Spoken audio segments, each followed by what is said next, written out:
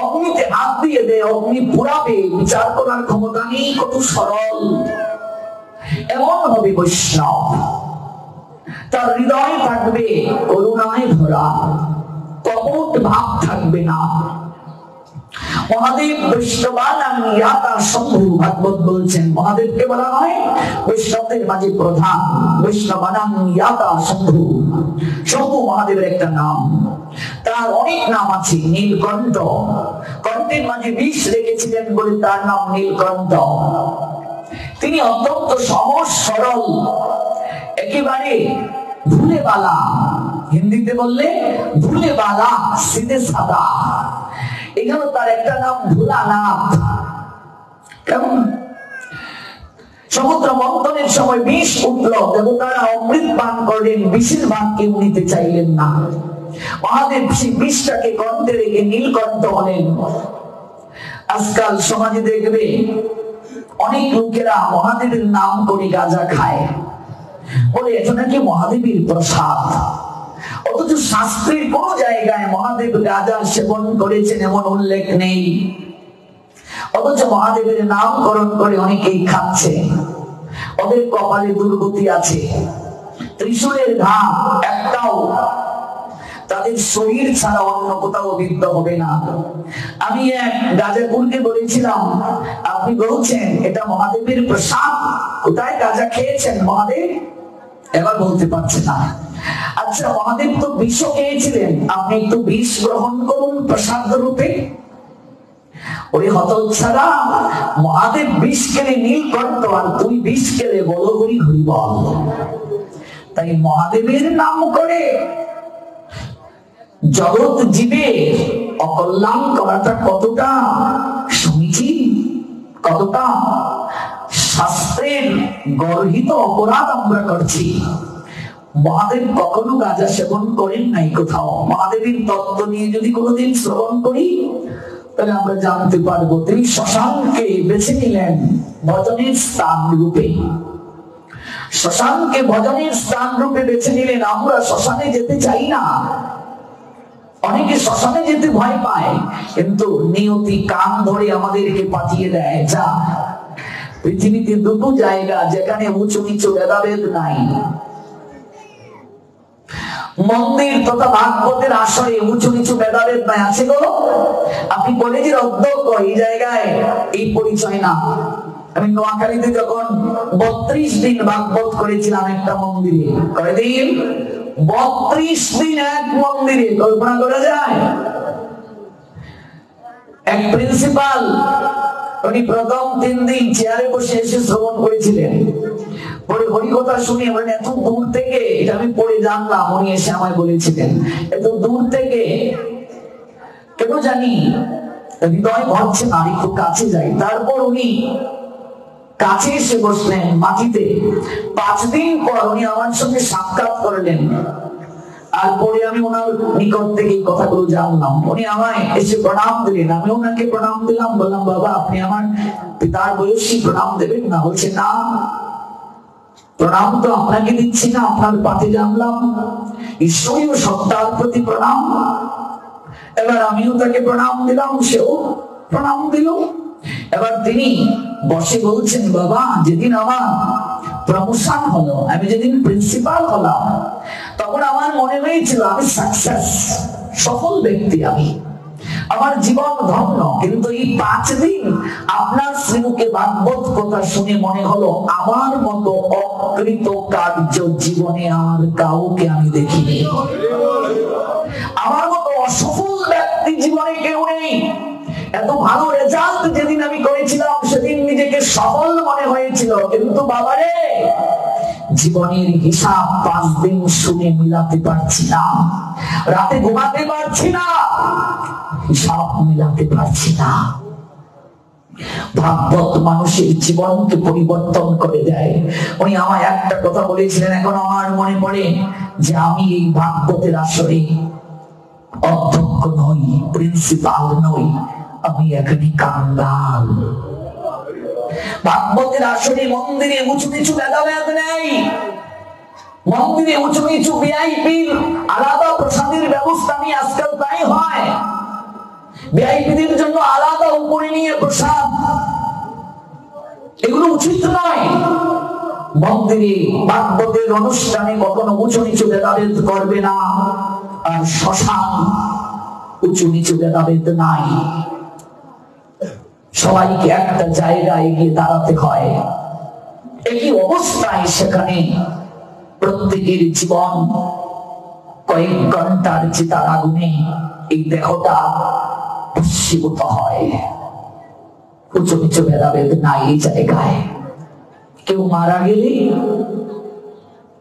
আমরা বলি এটা মরা বাড়ি গো, মরা বাড়ি যেও না, মোরা আমার বাড়ি দিয়ে নিয়ে যাবে। না না, হবে না, হবে না।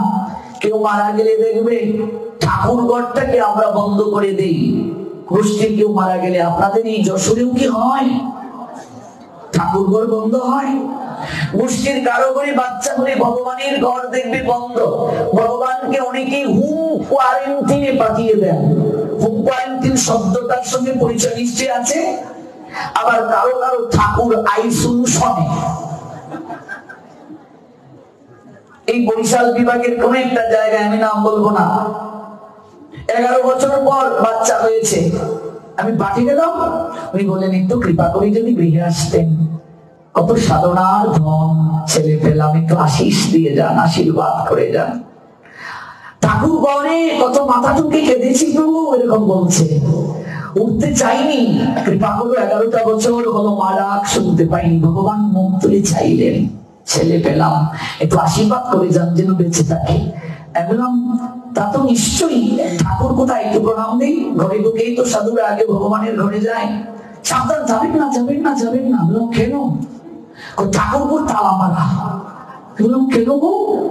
কয় জাতক। বললাম 11 বছর যার চরণে মাথা টুকিয়ে কাঁদলে, যে সন্তান দিল তার ঘরটাই তালা মেরে রেখে দিলে। 11 বছর যার চরণে কেঁদে কেঁদে হৃদয়ের ইচ্ছে পূরণ হলো, তাকেই হোম কোয়ারেন্টিনে পাঠিয়ে দিলে। মারে, ভগবান যেমন দিতে জানেন, নিতেও জানেন। তোমার ঘরে আশীষ দেওয়া আমার পক্ষে সম্ভব নয়। ভগবান যেমন দিতে জানেন, নিতেও জানেন। আজকাল প্রত্যেকটা পরিবারে দেখবে, গোষ্ঠীর কেউ মারা গেলে, গোষ্ঠীর কারো ঘরে বাচ্চা হলে ভগবানের দরজাটা সর্বপ্রথম বন্ধ করে দেয়া হয়। অনেকে বলে মরা বাড়ি। আমি আপনাদেরকে একটা বিনয়ের সঙ্গে জিজ্ঞাসা করি, এই ঝুমঝুমপুর মরা বাড়ি ছাড়া কোনো বাড়ি আছে? এই যশোর জেলার বিভিন্ন উপজেলা থেকে আপনারা এসেছেন, কিংবা আরো অন্যান্য জেলা থেকে অনেক ভক্ত এসেছেন। আপনাদের অঞ্চলে মরা বাড়ি ছাড়া কোনো বাড়ি আছে? এমন কেউ আছে? কোন বাড়ি যে বাড়িতে কেউ মরে নাই আছে গো? মরা বাড়ি ছাড়া এই জগতে কারো বাড়ি আছে? তাহলে ওর বাড়ি যদি মরা বাড়ি হয়, আপনার বাড়ি জীবন্ত বাড়ি কোত্থেকে হলো? ভগবান জানিয়ে দিলেন, জাতস্যহি ধ্রুবং মৃত্যু ধ্রুবং জন্ম মৃতস্য। ভগবান গীতার 2য় অধ্যায়ে 27 নং শ্লোকে জানালেন, এই জগৎটা হচ্ছে মৃত্যু লোক, এখানে কেউ বাঁচবে না। এজন্যই ভাগবত মৃত্যুর সংবাদ দিয়ে শুরু হলো। সর্বপ্রথমে মানুষের চিত্তে ওই চেতনাটা প্রবেশ করানো হচ্ছে, তুমি যেখানে আছো এটা মৃত্যু লোক, এটা জীবিত লোক না। এখানে কেউ বাঁচবে না, এটা চিরকাল থাকার জায়গা না, এটা মৃত্যু লোক। One who has taken his birth is sure to die, and that after one is sure to take birth again. জগতে যার জন্ম হয়েছে, কর্মানুযায়ী তার মৃত্যু হবে, আবার কর্মানুযায়ী তার জন্ম হবে। ততদিন যাবত এই প্রক্রিয়া চলবে, যতদিন অনাদির আদি শ্রী গোবিন্দের চরণ প্রাপ্ত হতে সে না পারবে। এই জগৎটা তো মৃত্যু লোক। তাহলে আমরা কেন বলি এটা মরা বাড়ি? মরা বাড়িতে কাশি বাজাতে নেই, মরা বাড়িতে উলুধ্বনি দিতে নেই, মরা বাড়িতে ভগবানের সেবা দিতে নেই। আজকাল সমাজে দীর্ঘদিন যাবৎ এই কথাগুলো আমাদের কানে প্রবেশ করিয়ে করিয়ে করিয়ে করিয়ে আমাদেরকে ভগবান থেকে এতটা দূরে রাখা হয়েছে। আমি সর্বদাই নিজেকে কেবল একজন আলোচক মনে করি না, আমি নিজেকে মনে করি এই জায়গায় যে বসবে তিনি শুধু আলোচক নন, তিনি একজন সমাজ সংস্কারক। এটা হওয়া উচিত তাকে। তিনি স্পিরিচুয়াল মাস্টার, তিনি একজন আধ্যাত্মিক গুরু, তিনি শিক্ষা গুরু। প্রত্যেক আলোচকগণ আমাদের শিক্ষা গুরু। এই 7 দিনে আমরা কত কিছু শিখে যাব, এই ঋণ শোধ করা যাবে? তিনি শিক্ষা গুরু, তিনি স্পিরিচুয়াল মাস্টার, আধ্যাত্মিক গুরু তিনি। তাই মনে রাখবেন, কেউ মারা গেলে, কারো ঘরে বাচ্চা হলে নিত্য কর্ম কখনো বন্ধ করা যাবে না। যেদিন আপনি আপনার ঘরে ভগবানকে বসালেন ঠাকুর ঘরে, সেদিন থেকে ভগবানও আপনার ঘরের একজন সদস্য হয়ে গেলেন। আপনার গোষ্ঠীর কেউ মারা গেলে, কারো ঘরে বাচ্চা হলে আপনি কি না খেয়ে থাকেন? আপনি কি ব্যবসা বন্ধ রাখেন? আপনি কি চাকরির স্থলে না গিয়ে থাকেন? আপনি কি সিরিয়াল টিভি দেখা বন্ধ করেন? মোবাইলে কল রিসিভ করা বন্ধ করেন? হোয়াটসঅ্যাপ কিংবা ফেসবুক ব্যবহার কি বন্ধ করেন? আমার বয়সী ছেলেরা যারা অনিত্য প্রেমে মশগুল, গার্লফ্রেন্ডকে কি বলে, এই কয়েকদিন তোমার সাথে কথা বলবো না, আমার গোষ্ঠীর একজন মারা গেছে, প্রেম টিকবে না। বলবে মাইলে নেউরা, তুই কাল লোকে ভাবতে রে, এটা তুই কিতামাতিত্রে রে, তুই আরেকটু ফুরির লোকে বিল্ডিং মাইরা তুই কেউ মারা গেছে, কিতামাতিত্রে তুই। তাহলে আমি মোবাইলে কথা বলছি, হোয়াটসঅ্যাপ এবং মেসেঞ্জার সকল কিছু ব্যবহার করছি, চাকরি করছি, ব্যবসা বাণিজ্য করছি, স্টার জলসা জি বাংলা, কালাস বাংলা, যদিও ধ্বংস করলো সোনার বাংলা, তাও দেখছি। আর ভগবানকে বলছি, তুই না খেয়ে থাক, তোর অসৌচ। আমি 3 বেলা খাবার দাবার গ্রহণ করছি, গোষ্ঠীর সবাই, বাবা গোষ্ঠীর কেউ মারা গেলে কেউ না খেয়ে থাকে গো? কোন বাবার 2 সন্তান, একটা সন্তান মারা গেছে, সেই বাবাকে আরেকটা সন্তানকে বলে তুই না খেয়ে থাক? তাহলে গোষ্ঠীর কেউ মারা গেল, কারো ঘরে বাচ্চা হলো, আমি খাবার দাবার গ্রহণ করছি, মোবাইলে কথাও বলছি, টিভিও দেখছি, ব্যবসা করছি, চাকরিও করছি, আর ভগবানকে বলছি তোর অশৌচ, তোর জাতক, তুই না খেয়ে থাক। অশৌচ কার? ভগবানের। না, এই জন্য তো বলছি তুই না খেয়ে থাক, তোর অশৌচ। আর আমরা সব খাবো, চাকরিও করবো, ব্যবসাও করবো, প্রেমও করবো, সিরিয়ালও দেখবো, তুই না খেয়ে থাক। কতটা ভগবানকে ভালোবাসি আমরা। সম্পর্ক করিয়া ভজে কৃষ্ণ তারি নাহি তেজে, বাকি সব মরে অকারণ। যারা এমন কার্য করে ভগবানের সঙ্গে তাদের সম্পর্কই স্থাপন হয় নাই। যদি সম্পর্ক স্থাপন হতো, 5টা সম্পর্কের মাঝে যে কেউ একটা সম্পর্ক, যদি গোপাল আপনার ছেলে হয়, আপনার মন কি কাঁদবে না? আমার ছেলেটা না খেয়ে আছে। আপনি এখনো তো মা রাস্তার দিকে তাকিয়ে থাকেন, কবে আপনার সন্তান আসবে। ও মা, ভুল বলছি গো, এখনো কি কোনো মা রান্না করে নিজে আগে খেয়ে নেয় সন্তানকে না খাইয়ে? গোপাল যদি সত্যিই তোমার ছেলে হয়, তুমি কি করে তার দরজা বন্ধ করে নিজে আহার করছো? কি করে গোষ্ঠীর কারো করে বাচ্চা হলো, ভগবানের দরজাটা বন্ধ করে রেখে দিলে? কি করে তাকে না খেয়ে রাখছো? গোষ্ঠীর কারো করে বাচ্চা হলে, কেউ মারা গেলে নিত্য কর্ম কোনোদিন বন্ধ হবে না। নিত্য কর্ম কি?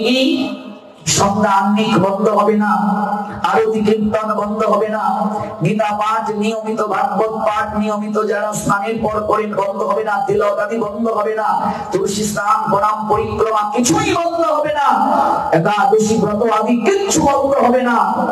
তবে নৈমিত্তিক কর্ম করা যাবে না অশৌচ চলাকালীন সময়ে। এবার জানতে হবে নৈমিত্তিক কর্ম কাকে বলে। মনে করুন কালী পূজা পড়ে গেছে, অশৌচ চলাকালীন সময়ে আপনি পুজো করতে পারবেন না। বিবাহ পড়ে গেছে, আপনি করতে পারবেন না, এগুলো নৈমিত্তিক কর্ম। কিন্তু নিত্য কর্ম কোনোদিন বন্ধ হবে না। ভগবানকে যেদিন আপনার ঘরে বসালেন, ভগবান সেদিন থেকে আপনার ঘরের একজন সদস্য হয়ে গেলেন। তিনিও আপনার ঘরের একজন। তাকেও সেইভাবে ভালোবাসতে হবে, তাকেও সেইভাবে আদর যত্ন আদি করতে হবে। আমরা ভগবানকে কেবল আসনে বসিয়ে রেখে দিয়েছি, কিন্তু তার সঙ্গে আজও আমরা সম্পর্ক স্থাপন করতে পারি নাই। এমনকি জননা ও শৌচে যদি একাদশী পড়ে, তাহলে কি করা কর্তব্য? বরাহ পুরাণ বলছেন, সুতোকে হপি নরস্নাত্তা প্রণম্য মনসা হরি একাদশান্ন ভুঞ্জিত ব্রত মেতন্ন লুপ্যতে। বরাহ পুরাণ বলছেন, জননা ও শৌচে মনুষ্য স্নান করে মনে মনে শ্রীহরিকে প্রণাম করবে, একাদশীতে কখনো ভোজন করবে না। মরণ শৌচে কি করবে? পূর্ব সংকল্পিতং ইয়াচ্চ ব্রতং শুনিয় ও ব্রতৈহ তত কর্তব্যং নরৈস্ত দগ্ধা অর্চন বিবর্জিত তম। পদ্ম পুরাণ বলছেন, মরণ শৌচে পূর্ব সংকল্পিত একাদশী উত্তম সঙ্গে পালন করবে, ব্রত ভঙ্গ করবে না। যদি এমন হয়ে থাকে, ভগবানের সঙ্গে সম্পর্ক হয়নি আমার। আছে কি শাস্ত্রে এমন কোন প্রমাণ? কেন নয়, নিশ্চয় আছে। মহাপ্রভুর অন্যতম পার্ষদ, যার নাম গোবিন্দ ঘোষ, নিশ্চয় শুনেছেন। হরিতকি সঞ্চয় করার অপরাধে মহাপ্রভু তাকে গৃহে পাঠিয়ে দিয়েছিলেন। সেই গোবিন্দ ঘোষ 5 বেলা গোপীনাথের সেবা দিতেন। কয় বেলা? 5 বেলা। যেদিন তিনি বিবাহ করলেন, 1 বেলা গোপীনাথের সেবা বন্ধ হয়ে গেল।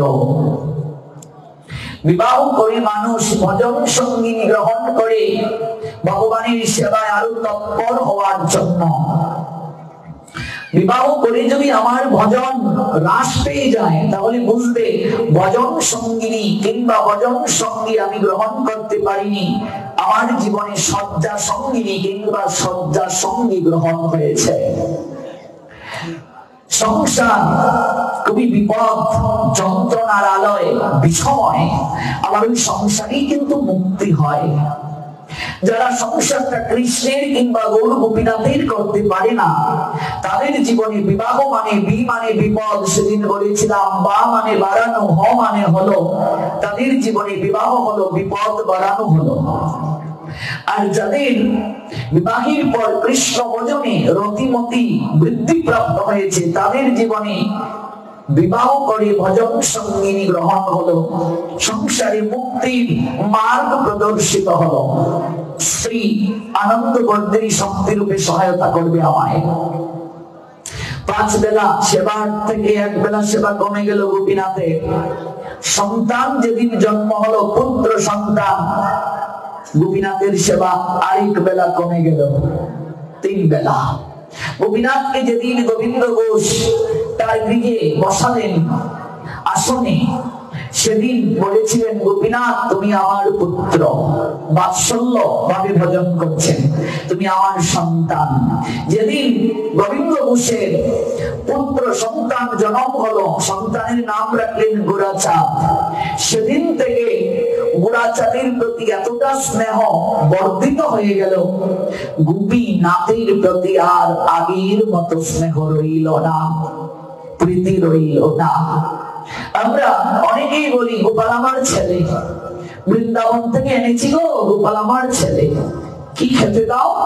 চিনি মিশ্রি বাতাসার লাড্ডু। আর একাদশীর পরের দিন একটু, তাতেও 15 দিনে 1 দিন পঞ্চব্যঞ্জন দেওয়ার সময় নাই, একটু পাতলা খিচুড়ি। মিশ্রি বাতাসা, চিনি আর লাড্ডু খেতে খেতে গোপালেরও ডায়াবেটিস হয়ে যাচ্ছে। তোমার পেট থেকে যে গোপাল বের হলো, তাকে যদি বেশি দিন নয়, 1 সপ্তাহ শুধু চিনি মিশ্রি বাতাসা আর লাড্ডু, আর একটু বাজারের ফল, কম দামি ফল, যদিও এই ফল ছাড়া কিছুই হয় না, কলা, এই ঠান্ডার সময় একটু দিও, সন্তান থাকবে ঘরে? থাকবে গো? বলবে খাওয়াতে পারো না, জন্ম দিয়েছিলে কেন? সংসার ছেড়ে চলে যাবে। আর এই চিনি মিষ্টি বাতাসা আর কলা কমলা খেয়ে গোবিন্দ আমার ঘরে থাকবে। আমি পঞ্চব্যঞ্জন সুরস ব্যঞ্জন, আমি রসনায় কত তেল লাগিয়ে কত মশলাকে আমি অতিরঞ্জিত করে রান্না করে আহার করছি, আর গোবিন্দের জন্য চিনি মিষ্টি বাতাসা কলা কমলা।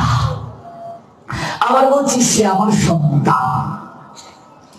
মুখে যতটা বলা সহজ, সন্তান রূপে গ্রহণ তত সহজ নয়। যশোদার চরিত্র পর্বে কৃষ্ণকে পুত্র রূপে প্রাপ্তির জন্য ভাগবতে আছে কতটা কঠোর আরাধনা করেছিলেন। দেবকী কৃষ্ণকে পুত্র রূপে প্রাপ্তির জন্য কতটা কঠোর আরাধনা করেছিলেন। এত সহজ নয় সম্পর্ককে পূর্ণতা প্রাপ্ত দেওয়া। ভগবান গোপীনাথ জানিয়ে দিলেন, ওরে গোবিন্দ, আমি যেমন দিতে জানি নিতেও জানি রে। সন্তান পেয়ে অহংকারী হয়ে গেলে আমার জন্যই বুঝি তোর কোনো সময় নাই। তোকে দিয়ে সমাজের লোককে আমি দেখাচ্ছি, জানাচ্ছি অর্থবিত্ত বৈভব আমি যেমন করুণা করে দেই, আবার অর্থ পেয়ে যারা অহংকারী হয় মুহূর্তের মাঝে কেড়েও নিতে পারি।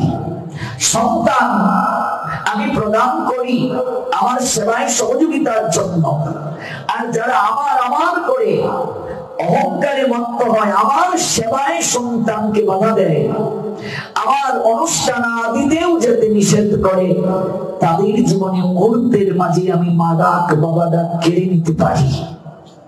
সন্তান আমি আমানত রূপে দিতে জগৎ জীবকে দিতে পারি। কিন্তু যারা নিজের বলে মালিকানা দাবি করে ওরা মূর্খ।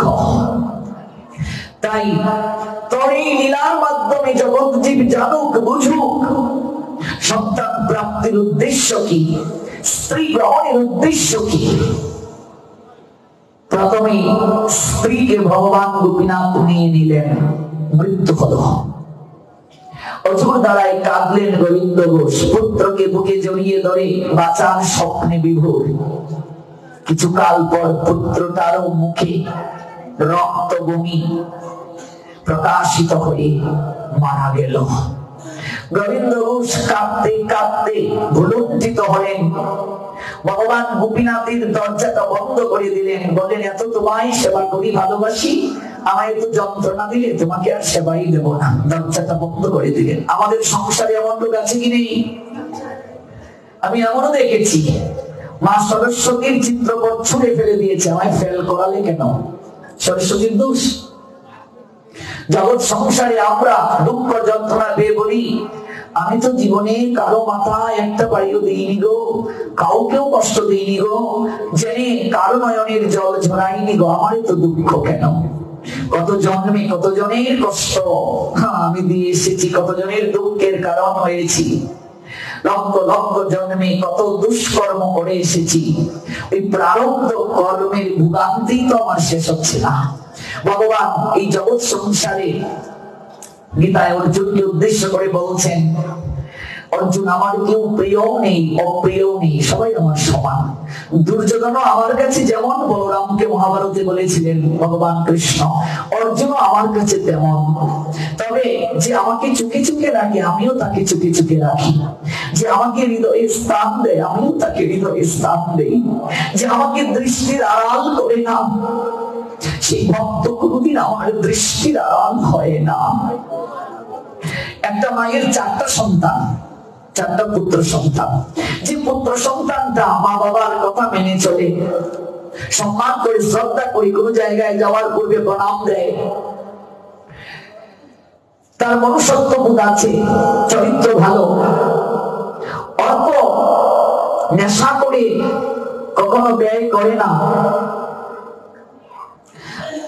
সেই সন্তানটার প্রতি মা বাবার একটু ভরসা বেশি থাকবে না কম থাকবে?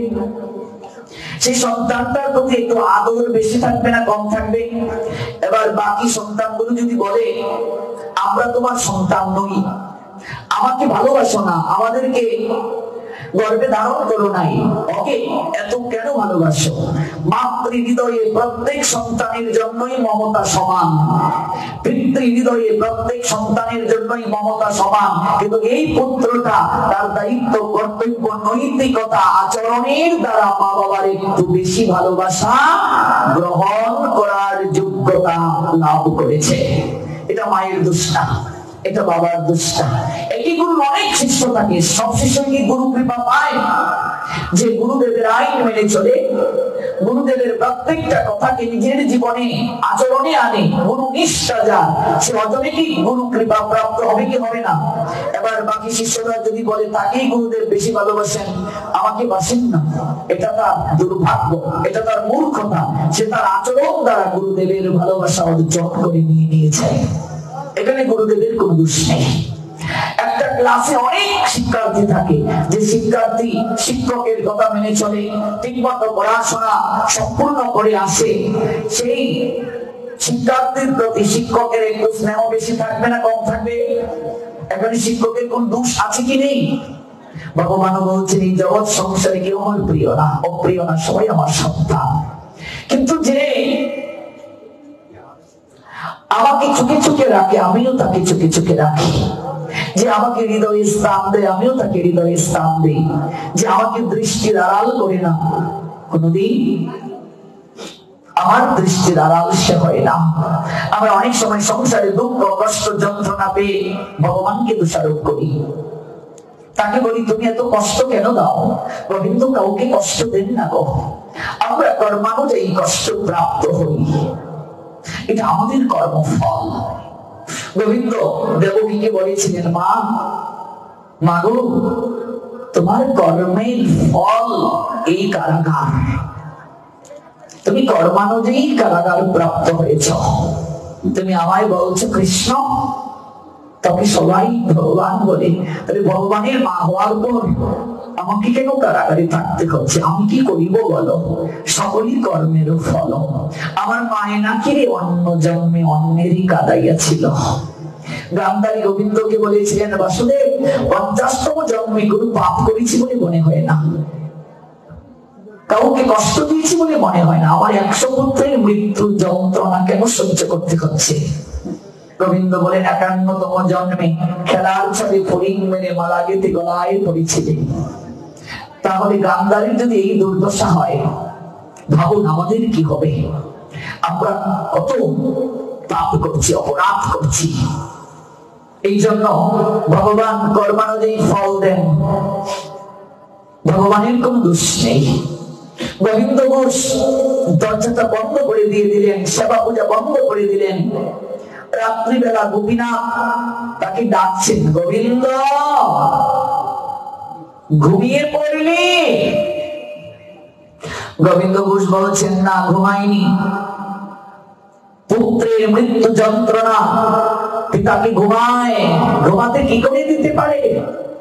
আমি ঘুমাইনি, তুমি ঘুমাওনি? গোপীনাথ কি করে ঘুমাবো গোবিন্দ? পেটে যদি ক্ষুধা থাকে চোখে কি ঘুম আসে? কথাটা কত আবেদনময়ী, কত প্রীতি মিশ্রিত। পেটে যদি ক্ষুধা থাকে গোবিন্দ, চোখে কি ঘুম আসে? তবে একটা প্রশ্ন করি, তুই যেদিন আমায় তোর ঘরে এনেছিলি মনে পড়ে? তুই বলেছিলি, গোপীনাথ তুমি আমার ছেলে।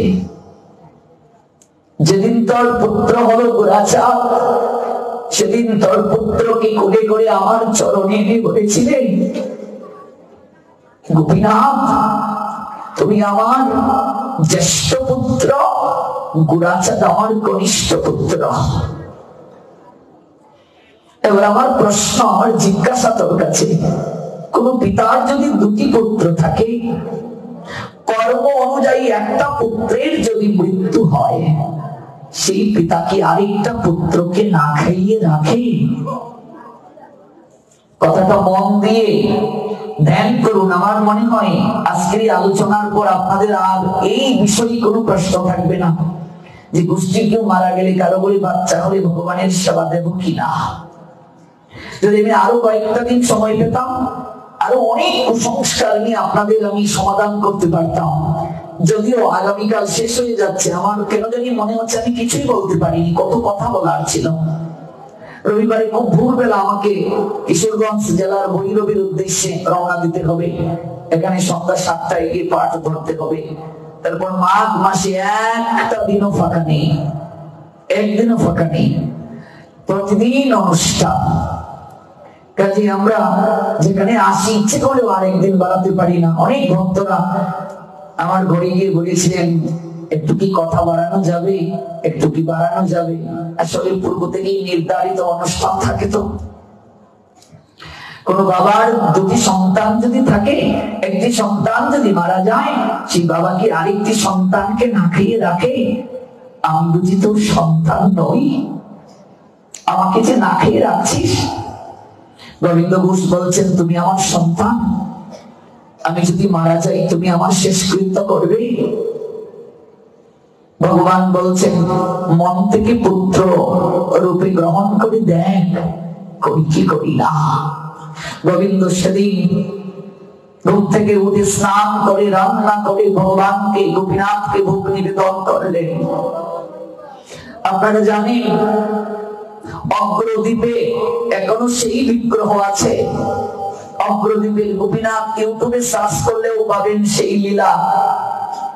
গোবিন্দ ঘোষ সময়ের পরিক্রমায় যখন দেহ রাখলেন, শিষ্যরা শেষকৃত্য করে যখন মন্দিরে এলেন, গোপীনাথ বিগ্রহের দিকে তাকিয়ে দেখছেন, বিগ্রহের গলার মাঝে ধরার চিহ্ন দেখা যাচ্ছে। গোপীনাথের গলের মাঝে ধরার চিহ্ন দেখা যাচ্ছে। শুভ্র বসনের চিহ্ন ধারণ করে, ধরার চিহ্ন ধারণ করে গোপীনাথ জগৎ জীবকে জানাচ্ছেন, দেখো এ সংসারী জীব,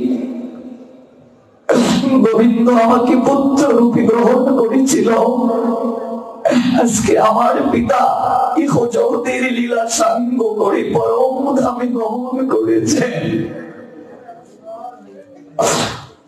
অগ্রদ্বীপে প্রতি বছর এখনো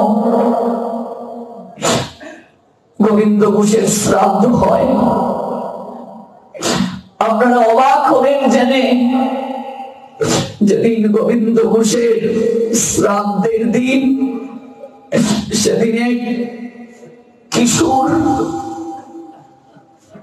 সেই শ্রাদ্ধ বাসরে এসে শ্রাদ্ধ মণ্ডপের পাশে আসনে বসেছিল।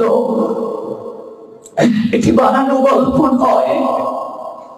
অগ্রদ্বীপে আমার যাওয়ার সৌভাগ্য হয়েছে,